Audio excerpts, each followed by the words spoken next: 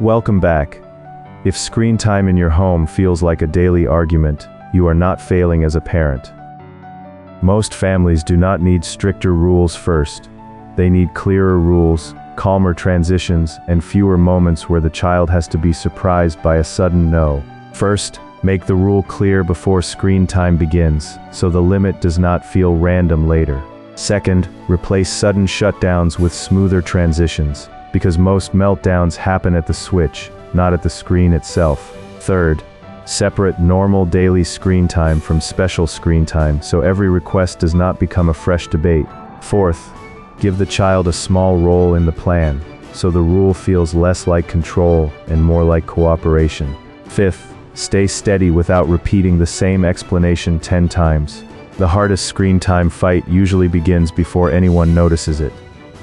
A child starts a show, a game, or an app, and the parent knows there is a limit, but the child only hears about that limit when the fun is about to end. From the child's side, that can feel unfair, even when the parent is being completely reasonable.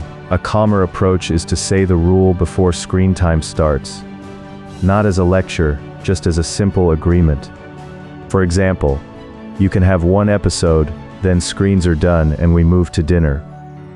The key is that the ending is not introduced as a surprise. If your child is younger, make the rule visible.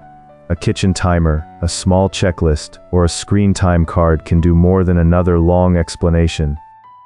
The goal is not to make the home rigid. The goal is to move the rule out of your mouth and into the environment, so you are not the only reminder every single time. Many screen time arguments are not really about the rule, they are about the emotional drop. One moment the child is fully absorbed and the next moment the screen is gone. That sudden switch can feel huge, especially for younger kids who do not yet manage transitions well. Instead of only saying, "Turn it off now," try building a bridge. After this episode, choose pajamas or brush teeth first. Or, when the timer rings, you can save the game, then pick the bedtime book. The next step should be clear, small, and easy to begin. Countdowns help some children, but they work best when they are calm and consistent. A 5-minute warning, then a 1-minute warning, then the same ending phrase each time. If the countdown becomes a negotiation, keep the words shorter, not longer. If this is already giving you a clearer way to handle screen time, save this video or share it with another parent who is tired of repeating the same rule every evening. The most helpful parenting ideas are usually the ones we can actually remember in the moment. Screen time rules become exhausting when every request has to be judged from zero. Is it a school day? Is the child tired? Is dinner soon? Is this educational? Is this the weekend? When every answer depends on the mood of the moment, children keep asking because sometimes asking works. A simpler system is to create 2 buckets, daily screens and special screens. Daily screens are the normal, predictable amount. Special screens are for movie night, long travel, sickness days, family events, or planned exceptions. This helps children understand that not every extra request is the start of a courtroom case. The powerful part is naming exceptions clearly. Today is a special movie night, so this is different from a normal school night. That sentence protects tomorrow's rule. Without it, a one-time yes can accidentally become the new expectation. Children push back harder when they feel they have no role at all. That does not mean they should decide the whole rule. It means they can have a small choice inside the rule. The boundary stays with the parent, but the child gets some ownership in how it happens. You might say, screen time is after homework. Do you want it before dinner or after dinner? Or, you have 1 episode. Do you want it now or save it for later? These are not open-ended negotiations. They are controlled choices that teach planning. You can also let the child help close the screen time loop.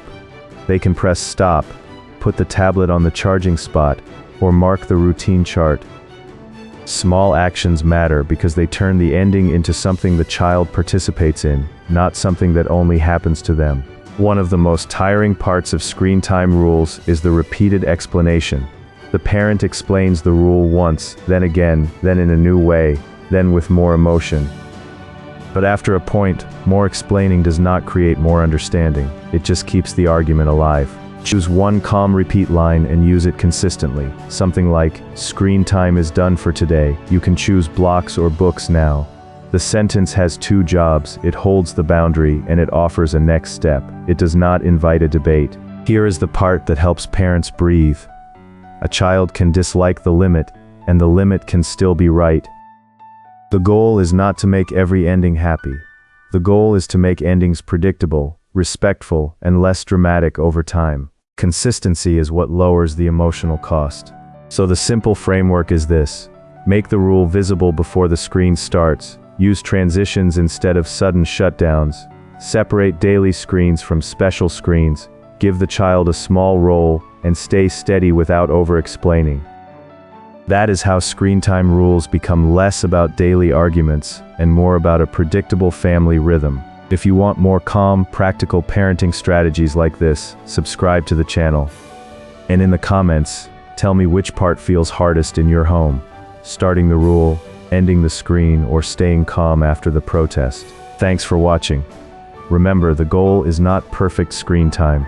The goal is a home where the rules are clear enough that everyone has to fight a little less.